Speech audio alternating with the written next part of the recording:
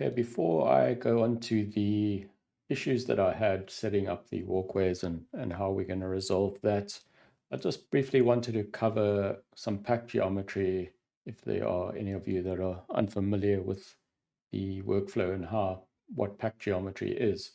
So I've got a really simple setup here I've created. So I've got this grid with quite a high resolution. You can see we've got quite a bit of geometry going on here. And if I middle mouse on it, you can see there's, 40,000 points, 39,601 primitives. And what we can do with this is we can actually pack it down into one piece of geometry, essentially. And this is like, I guess, putting it into a suitcase. And yeah, if you zoom in onto this icon, this packed icon, you can see it's got a little suitcase symbol, so it fits quite well. So now if I click and view this, you can see we lose the wireframe detail, and that's just because the pack primitives don't display wireframes. If you go into wireframe mode, you will still see a wireframe, but the pack geometry doesn't actually give you point selection or anything like that. And if I have to middle mouse on you or press the information, you'll see now I've gone from that 40,000 points down to now I've got 1 point and 1 primitive.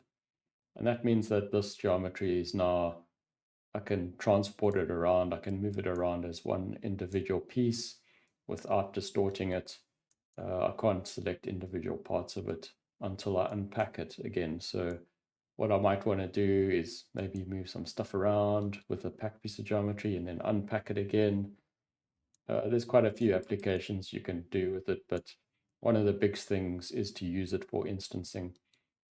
Just to show you what you can do. So if I've packed it, you can then obviously, I say unpack it again, and that takes it out the little suitcase. So now you go back here and I've got my original point count back, which matches up with this 40,000 points, 40,000 points. And in between, I've got a pack. So the geometry hasn't changed. I've just taken it in and out my suitcase. So if we got a packed piece of geometry, what can we do? So we can obviously efficiently now copy it. So I can, copy this a whole bunch of times. And if I, go to maybe 10 copies, if I information on this now, you can see I've got 10 points, 10 primitives only. If I had to unpack this now you can see I'll have 400,000 points and a whole lot more primitives. And that's now because this is seeing this as one complete piece of geometry rather than a whole bunch of suitcases of geometry, I guess, stacked next to each other. So that's just something to be aware of. Was quite handy with having it packed like this, even if it's just not for instancing purposes. You can modify some stuff. So maybe you want to move things around. Say in this example, I've got a mountain sop, and let's just make sure we're still packed. So we've got our 10 packs. You can, by the way, on the copies, you can pack an instance. So if your geometry is not packed, you can pack it there as well. It's exactly the same method. So you'll see 10 instances there, and if I unpack it, you get the same result back. So we can do that way. And then now that we've got these 10 pack parameters, I can attach a mountain top pretty much like I did here, and you can see this distorts the whole grid. So if I adjust any of the values on this, we've got, these points all distorting. But now if I apply it to my packed pieces of geometry, essentially what's happening is it's not modifying the geometry at all. If I modify this geometry, you can see that I'm modifying each one.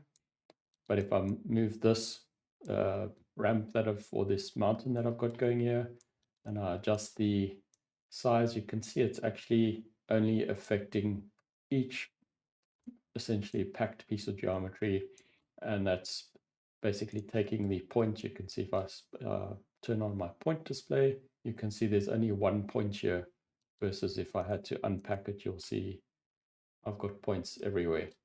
So now what I'm doing essentially with this mountain stop is I'm applying a noise just to each of those points, so it shifts all of the things around. And then, for example, what I've done here is there's this amplitude scale and I've set the value to, 0, 0 on all the axes except this one.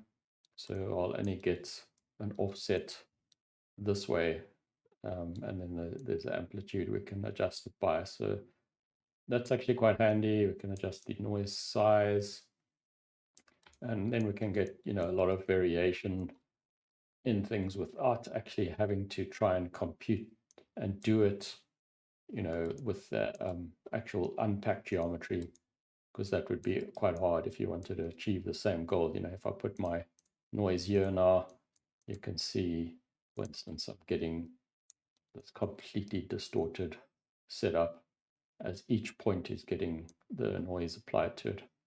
So just quite handy to be able to do stuff like that.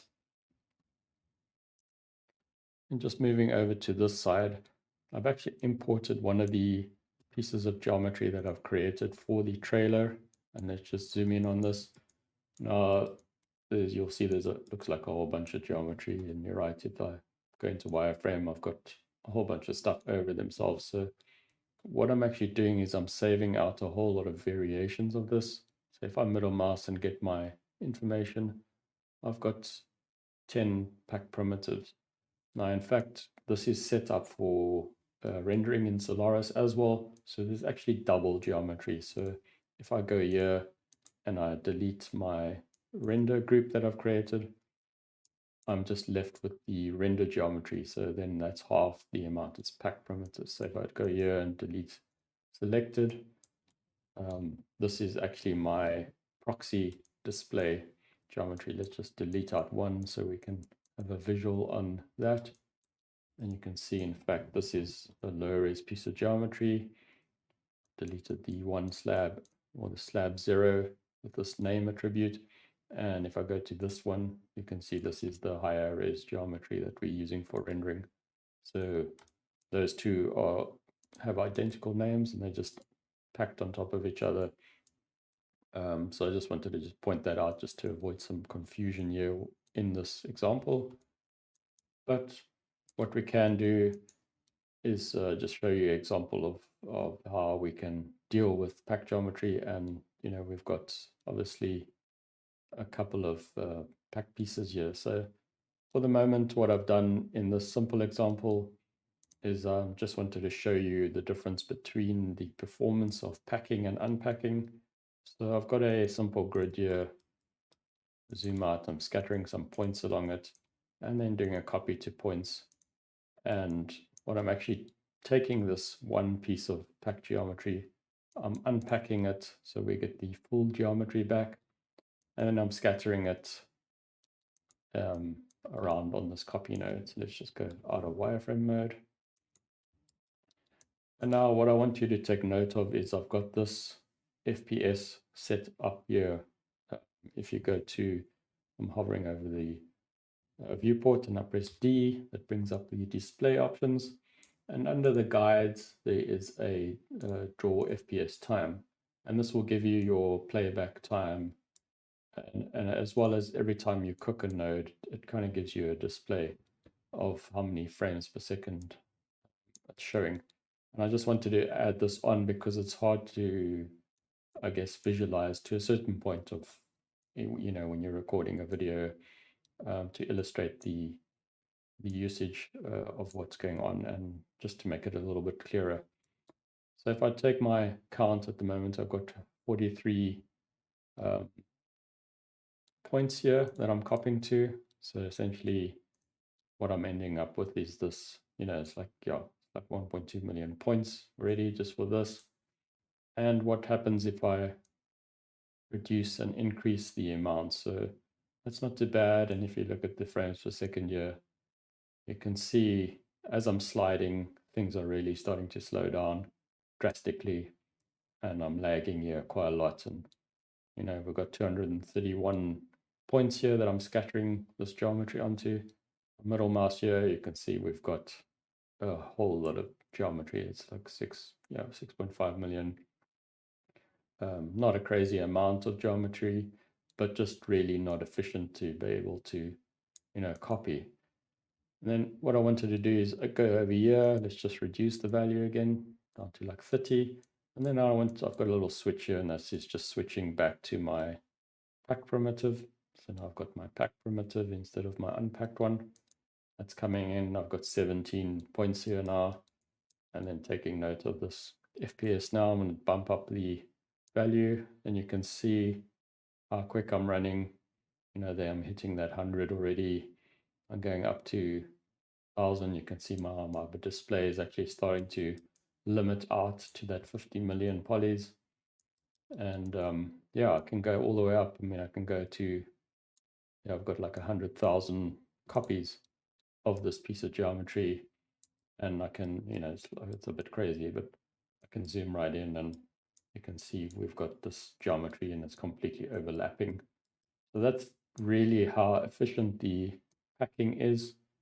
It just allows us to take geometry to the next level, and this is kind of referred to as your packing and instancing. So we've got pack and instance, which you can use here as well, but at this moment I'm using it just to pack geometry, which is the same thing.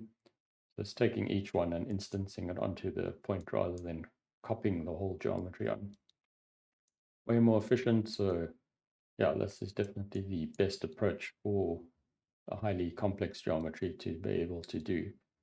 What you can also do is you can actually take variations of this. So as I mentioned in the beginning here, I've got my 5 different pieces of geometry. They all the same size, and they just random variations of each one. And to illustrate this a bit better, I've done a color on it, and I've said because it's packed, and I've chosen random color, so it's gonna randomly color each copy. And then what you can do over here, you can actually use a attribute called name, and you can create a variation that's set up here, and you can then adjust your amount of variations you want based off the amount of copies you got. So I've got 5 different variations that I can scatter randomly across this surface. So now we've got, instead of just one copy, we've got 5 different variations of that copy.